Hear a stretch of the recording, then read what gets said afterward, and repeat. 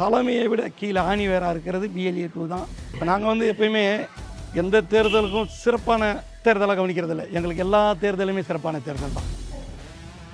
நமக்கு மெயின் சப்போர்ட்டாக இருக்க போகிறதே பூத் லெவல் ஏஜென்ட்டு நீங்கள் தான் ரொம்ப ரொம்ப இம்பார்ட்டன்றதை அவர் டே 1 கட்சி ஆரம்பிச்சிலேருந்தே எங்களுக்கு இன்ஃபார்ம் பண்ணிட்டாரு. ஸோ அதுக்காக நாங்கள் வந்து இன்றைக்கி எலெக்ஷனுக்காக ஒர்க் பண்ணல, நாங்கள் SIRலேருந்தே ஒர்க் பண்ணிகிட்ருக்கோம்.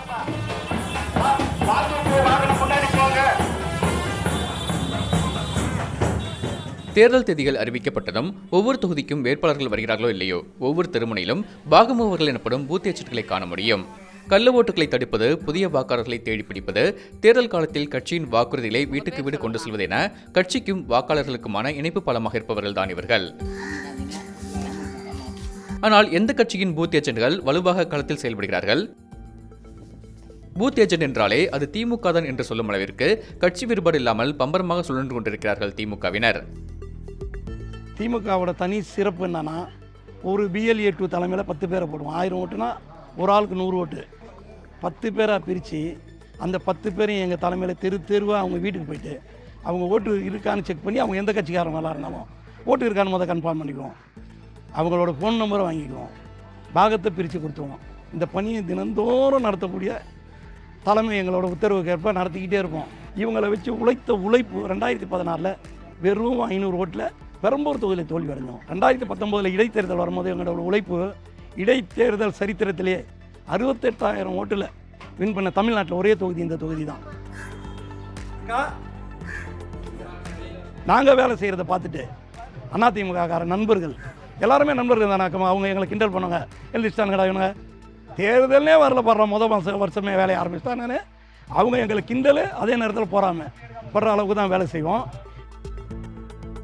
2011 முதல் 2021 வரையிலான 10 ஆண்டுகால அரசியல் வனவாசம் திமுகவின் களப்பணி அணுகுமுறையை அடியோடு மாற்றி அமைத்திருக்கிறது.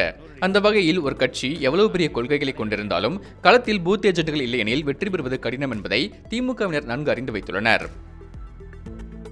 இப்போ வளரும் கட்சிங்களுக்கு, இப்போ வர்ற கட்சிங்களுக்கெல்லாம் வந்து பூத் ஏஜென்ட் இல்லைன்னா ஒரு பாகத்தில் எவ்வளோ ஓட்டு இருக்குன்னே அவங்களுக்கு தெரியாது. எவ்வளோ ஆண் பெண் இருக்காங்க, ஆண் எவ்வளோ இருக்காங்க, பெண் எவ்வளோ இருக்காங்கன்றதே அவங்களுக்கு ஒன்றுமே தெரியாது. எவ்வளோ ஓட்டு போலிங் ஆகிருக்குன்னு தெரியாது. அப்போ அவங்க வந்து எவ்வளோ ஓட்டு வாங்கியிருக்காங்கன்னு அவங்களுக்கு எப்படி தெரியும்? எங்களுக்கு வந்து அந்த எலெக்ஷன் முடிஞ்சு வெளியே வந்த உடனே என் பாகத்தில் எவ்வளோ ஓட்டு போலிங் ஆகிருக்குன்றதை நான் எங்கள் தலைமைக்கு சொல்லிடுவேன். அவங்களுக்கு அதெல்லாம் சொல்ல முடியாது. எம்ஜிஆர் காலம் தொடங்கி ஜெயலலிதா, எடப்பாடி பழனிசாமி வரை அதிமுகவின் பூத் மேனேஜ்மெண்ட் என்பது ஒரு இரும்புக்கோட்டை போல செயல்படுகிறது. இந்த தொண்டர்களிடமிருந்து உருவாகும் பூத் ஏஜென்ட் படை ஒவ்வொரு வீட்டிலும் எத்தனை ஓட்டு உள்ளதை விரல் நுனியில் வைத்திருக்கிறது. இப்போ எங்களோட இந்த புதிய சீட்டில் நாங்கள் என்ன பண்ணுறோன்னு பார்த்தீங்கன்னா, வீடு வாரியாக பிரிக்கிறோம். ஒரு வீட்டில் மொத்த வாக்காளர் எத்தனை, 5 பேரா 10 பேரா, இந்த மாதிரி அதை தரம் பிரிக்கிறோம். அவங்கள பிரிச்சுட்டு அவங்க அந்த வாக்காளர் பட்டியலில் எந்த இடத்துல இருக்காங்க, எந்த வாக்காளர் பட்டியல் பாக எண்ணில் எதில் இருக்காங்களோ அதுபடி பிரித்து நாங்கள் ஒரு தனிப்பட்ட முறையில் நாங்கள் டேட்டாஸ் கலெக்ட் பண்ணிப்போம். இந்த வீட்டுக்குள்ளே போனால் அவங்க சொல்கிறதுக்கு முன்னாடி நாங்கள் சொல்லிவிடுவோம், இந்த வீட்டில் 8 ஓட்டு இருக்குது, அப்பா பேர் இது, இந்த வரிசை எண், அம்மா பேர் இது, இந்த வரிசை எண், பிள்ளை பேர் இது, ஆனால் வேறு பூத்து அந்த பாக என்ன வரிசை என்ன நாங்களே போட்டு நாங்கள் அதை ஷெடியூல் பண்ணி வச்சுருக்கோம்.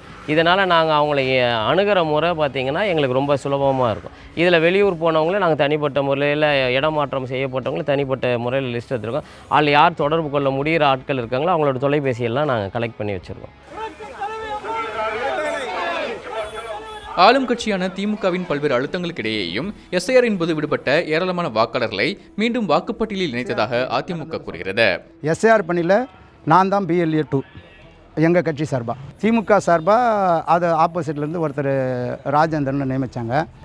அதுக்கு சார்பாக அவங்க வராமல் வேறு ஒருத்தரை நியமித்து என்ன பண்ணுவாங்கன்னா, BLA 2 BLO கிட்டேருந்து மொத்த ஃபார்மும் வாங்கிட்டு போயிடுவாங்க. அவங்க என்ன பண்ணுவாங்கன்னா, அவங்களுக்கு தேவையானவங்கள நீக்கிறது, அவங்களுக்கு தேவையானவங்கள நியமிக்கிறது, இது பண்ணுறது. அன்றைக்கி வந்து கள்ள ஓட்டு போடலாம், ஈஸியாக யார் ஒன்றாலும் போடலாம், கேப்சிங் பண்ணலாம், அந்தளவுக்கு வாக்குச்சாவடியை கேப்சிங் பண்ணலாம், அந்தளவுக்கு இருந்த ஒரு நிலை.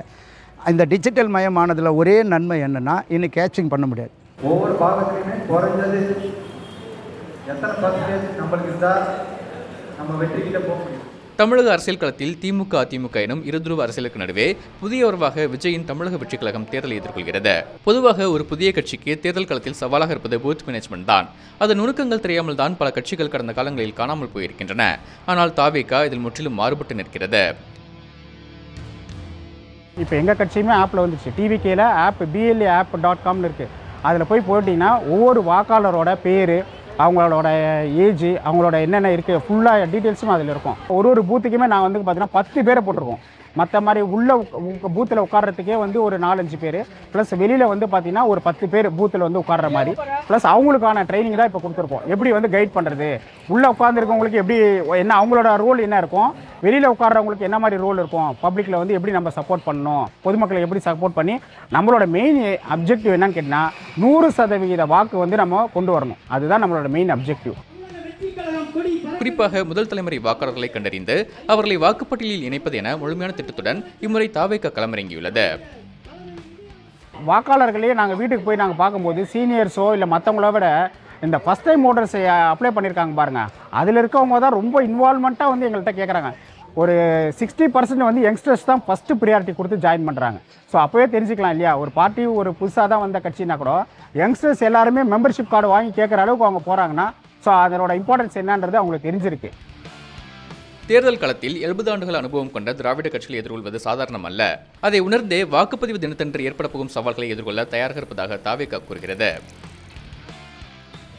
நம்ம அரசியல் கட்சியாக சார்ந்து இயங்கும் போது என்ன பிரச்சனை, நமக்கு புதுசாக வந்திருக்கோம் அப்படின்னு வரும்போது நமக்கு எதுவும் தெரியாது அப்படின்றது தான் வந்து அங்கே இருக்கிற மெயினான வந்து ஒரு இஷ்யூவே. ஃபஸ்ட்டு திங் என்ன பண்ணுவாங்க அப்படின்னா, நம்மளை அங்கே வேலையே பார்க்க விட மாட்டாங்க. நமக்கு அங்கே உட்கார்றதுக்கு கூட வந்து இடம் ஒதுக்கப்பட்டு தருவாங்களா அப்படின்றதே ஒரு பெரிய கேள்விக்குறி. அந்த இடத்துல வந்து நம்ம மற்ற கட்சி கூட ஆர்கியூமெண்ட் பண்ணுறதோ இல்லை சண்டை போடுறதோ அதெல்லாம் எதுவுமே பண்ண வேணாம். அமைதியாக சைலண்ட்டாக நம்ம வேலையை பார்த்தாலே போதும், நம்ம வேலை முடிஞ்சிடும். கடந்த 10 ஆண்டுகளுக்கு மேலாக ஆழமான திட்டமிடலுடன் தேர்தல் பிரச்சாரத்தில் ஈடுபட்டுள்ள நாம் தமிழர் தொண்டர்கள் தொழில்நுட்பத்தை தங்களுக்கு சாதகமாக மாற்றிக்கொள்வதில் முனைப்பு காட்டி வருகின்றனர். நாம் தமிழர் கட்சி தியாகராய நகர் சட்டமன்ற தொகுதியை பொறுத்தளவு எங்கள்கிட்ட வந்து ஏற்கனவே 3800 பேர் 4000 பேர் உறுப்பினராக இருக்கிறாங்க. அதில் களப்பணியில் இருக்கிறவங்க போக மீத இருக்கிறவங்கள நம்ம வந்து பாக பொறுப்பாளராக போடுறோம்.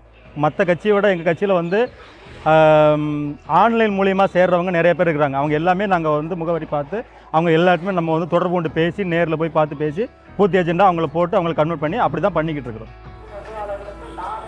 தேர்தல் என்பது வெறும் கவர்ச்சிகரமான பிம்பங்களால் உருவாவதல்ல, அது ஒவ்வொரு கட்சிகளின் பூத் ஏஜென்ட்களின் நுணுக்கமான களப்பணியிலேயே அடங்கியுள்ளது. அனுபவம், விஸ்வாசம், புதிய வியூகம் என மோதிக்கொள்ளும் இந்த யுத்தத்தில் யார் வாக்காளர்களை சரியாக கையாளுகிறார்களோ அவர்களுக்கே வெற்றி காத்திருக்கிறது என்று கூறலாம்.